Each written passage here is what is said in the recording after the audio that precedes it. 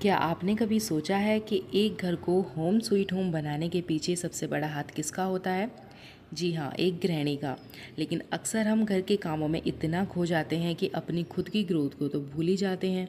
आज का ये वीडियो मेरी हर उस बहन, हर उस माँ और दोस्त के लिए है जो घर भी संभालती हैं, खुद को भी संभालती हैं और खुद को एक बेहतर इंसान बनाना चाहती हैं। आज मैं आपको बताने वाली हूँ ऐसी 5 आदतें जो एक गृहिणी को न सिर्फ समझदार बल्कि मानसिक और भावनात्मक रूप से भी एकदम स्ट्रॉन्ग बनाती हैं। ये आदतें आपके जीवन को एकदम बदल देंगी, तो इस वीडियो को बिना स्किप किए आखिरी तक ज़रूर देखिएगा। तो चलिए बात कर लेते हैं उन 5 आदतों की जो आज इस ब्लॉग में, आज इस वीडियो में मैं आपको बताने वाली हूँ कि आप एक स्ट्रॉन्ग गृहिणी कैसे बन सकती हैं। तो सबसे पहली आदत है अपने लिए टाइम निकालना, जिसे हम मी टाइम कहते हैं। अक्सर क्या होता है कि हम गृहिणियों की सबसे बड़ी खूबी और कहीं ना कहीं सबसे बड़ी गलती ये होती है कि हम सबका ख्याल तो रखते हैं सिवाय अपने। सुबह से रात तक सबकी पसंद नापसंद का ख्याल रखना, लेकिन हमारी पसंद क्या है ये हम भूल ही जाते हैं। हम गृहिणियों को एक बात तो ज़रूर समझनी पड़ेगी कि खाली कुआं किसी की प्यास नहीं बुझा सकता है। इसी तरह अगर आप अंदर से खुश और एनर्जेटिक फील नहीं करेंगी तो आप अपनी फैमिली को कैसे खुश कर पाएंगी। तो इसी तरह से आदत बनाइए, दिन भर में कम से कम 30 मिनट सिर्फ अपने लिए निकालिए। उसमें आप चाहे थोड़ी देर मेडिटेशन करें, चाहे अपनी पसंद की चाय शांति से पिएं। जो कि चाय लवर हैं मेरी तरह, तो चाय उन्हें सुकून में पीना काफ़ी पसंद होता है। इसी तरह से कोई किताब पढ़ें जो भी आपको पसंद है, आपको सुकून देती है, आपको अच्छा मोटिवेट करती है और जो भी आपके दिल को अच्छी लगती है। जब आप खुद से प्यार करेंगी ना, तभी आप एक स्ट्रॉन्ग परिवार चला पाएंगे। तो ये आदत आपको अपने अंदर ज़रूर डालनी होगी। चलिए बात कर लेते हैं दूसरी आदत की। दूसरी आदत है हमेशा कुछ ना कुछ नया सीखते रहना और दुनिया के साथ चलना, यानी चीज़ों से अप टू डेट रहना और कुछ नया सीखते रहना। अक्सर लोग सोचते हैं कि ये तो गृहिणी है, इसे बाहर की दुनिया का क्या ही पता होगा। हमें इस सोच को बदलना है। एक स्ट्रॉन्ग गृहिणी बनना है तो खुद को अपडेट तो रखना ही पड़ेगा।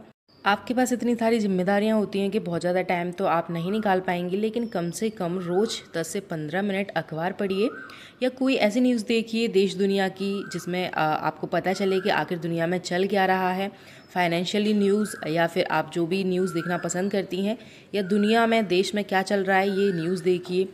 और नई टेक्नोलॉजी से अप टू डेट रहना है आपको। जैसे कि आप ऐप्स तो यूज़ ही करते हैं, फ़ोन तो सभी चलाते हैं, तो जो भी नए गैजेट हैं या फिर बच्चों की पढ़ाई से लेकर, आजकल तो बच्चों की पढ़ाई भी ऑनलाइन रहने लगी है, तो ये सारी चीज़ें होती हैं, जो टेक्नोलॉजी से रिलेटेड जितनी भी चीज़ें होती हैं आजकल तो मोस्टली सभी यूज़ करते हैं, और अगर नहीं करते हैं तो आप करना सीखिए। तो इससे आपको अपडेट रहना है। साथ ही अपना कोई हॉबी है, जैसे कि कुकिंग है, स्टिचिंग है, जैसे कि आप सिलाई कढ़ाई करना पसंद करते हैं, या फिर ऑनलाइन कोई भी कोर्स सीखना, तो उस तरह की हॉबी आप रखिए, उस तरह की चीज़ें सीखिए। याद रखिए सीखने की कोई एज तो नहीं होती है। जब आप अपडेट रहेंगी तो आप बच्चों के साथ उनके दोस्त बनकर बात कर पाएंगी। साथ ही आजकल पढ़ाई लिखाई इतनी एडवांस हो गई है ना कि अगर आप पीछे रहेंगी ना, आप अपडेट अप टू डेट नहीं रहेंगी चीज़ों से, तो आप अपने बच्चों को अच्छी गाइड नहीं कर पाएंगी, गाइडेंस नहीं दे पाएंगी, और ना ही उनकी चीज़ों के साथ आप कोलैबोरेट कर पाएंगी, जिससे कि आपके बच्चों को भी दिक्कतें आएंगी और आपको भी। आपको बहुत शाई फील होगा अगर आप चीज़ों से अपडेट नहीं रहेंगी। तो कल को आपके बच्चे भी आपको ना बेकार ही समझेंगे कि हमारी मम्मी को तो कुछ नहीं आता है, क्योंकि आजकल के बच्चे तो आप जान ही रहे हैं कि कितने एडवांस हैं। तो आपको चीज़ों से अपडेट रहना पड़ेगा, और इसी तरह से घर के जो बड़े फैसले होते हैं ना, उसमें आप बेहतरीन अपनी राय दे पाएंगी। तो चलिए बात कर लेते हैं आप तीसरी आदत की। तीसरी और सबसे इम्पोर्टेंट आदत है ना बोलने की आदत और बाउंड्री सेट करना। अक्सर क्या होता है ना कि हम जो हाउस वाइफ होती हैं ना, सबको खुश रखने के चक्कर में हर बात पर ना हाँ बोल देती हैं। किसी भी काम के लिए या किसी भी बात के लिए ना नहीं कर पाती हैं, भले ही चाहे हमारी तबीयत ठीक ना हो या फिर हम अंदर से थक चुके हैं। और इससे क्या होता है, हम अंदर ही अंदर फ्रस्ट्रेट हो जाते हैं।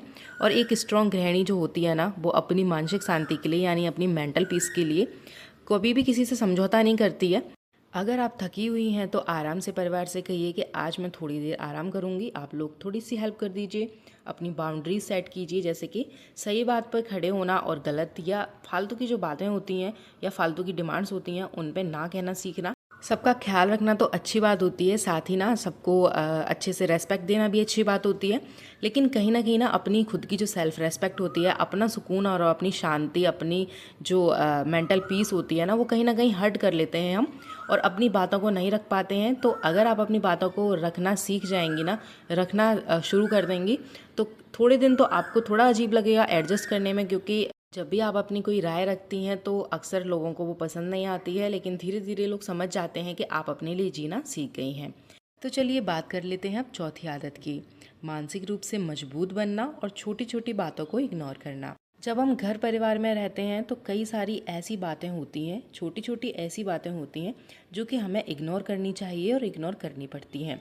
अगर हम उनको दिल पर लगा कर बैठेंगे तो शायद मुझे नहीं लगता कि आप कभी सुकून से जी पाएंगी।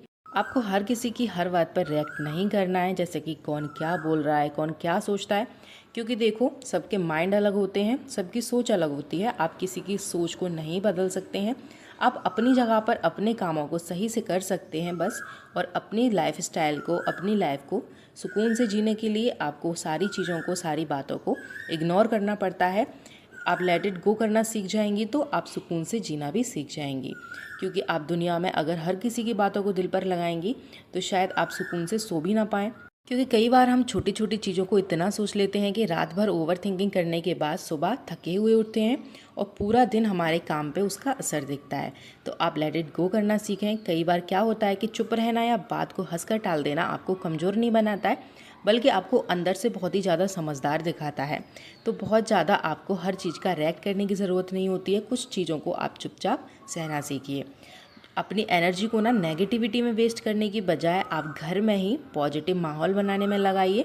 जब आप अंदर से काम रहेंगी तो पूरा घर शांत रहेगा। तो चलिए आप बात कर लेते हैं आखिरी और सबसे इम्पोर्टेंट आदत की, आपकी फाइनेंशियली लिटरेसी यानी फाइनेंशियली नॉलेज, पैसे की समझ और बचत। ज़माना बदल चुका है और आज की समझदार गृहिणी सिर्फ पैसे बचाती नहीं है, बल्कि पैसे को मैनेज करना भी अच्छे से जानती है। सिर्फ किचन के डब्बे में ना पैसे छुपाने से काम नहीं चलता है, वो कोई समझदारी नहीं होती है। आपको पता होना चाहिए कि घर का बजट कैसे बनता है। बैंक या कामकाज या जो भी ऑनलाइन बैंकिंग होती है आजकल, छोटी छोटी इन्वेस्टमेंट जो होती हैं जैसे एफडी या आरडी, इसकी जानकारी आपको होनी चाहिए। घर के खर्चे में से हर महीने एक निश्चित अमाउंट जो होता है ना इमरजेंसी के लिए, वो बचाना शुरू करना आना चाहिए। तो जब आपको पैसे की समझ हो जाती है तो आप अपनी फैमिली के लिए उस मुश्किल टाइम में भी ढाल बन के खड़ी हो जाती हैं जब आपको सबसे ज़्यादा पैसे की ज़रूरत होती है। तो ये थी कुछ 5 आदतें जो कि आपको एक नॉर्मल हाउस वाइफ से स्ट्रॉन्ग और सुपर वुमेन बनाती हैं। अगर आप इन 5 आदतों को सीख जाएंगी ना तो आप अंदर से बहुत ज़्यादा कॉन्फिडेंट और स्ट्रॉन्ग फील करेंगी। तो अगर आपको मेरी ये वीडियो पसंद आए तो वीडियो को लाइक करें, शेयर करें। चैनल पर नए हैं तो चैनल को सब्सक्राइब कर लें। मिलते हैं नए ब्लॉग में नई जानकारी के साथ। तब तक के लिए टेक केयर, बाय बाय।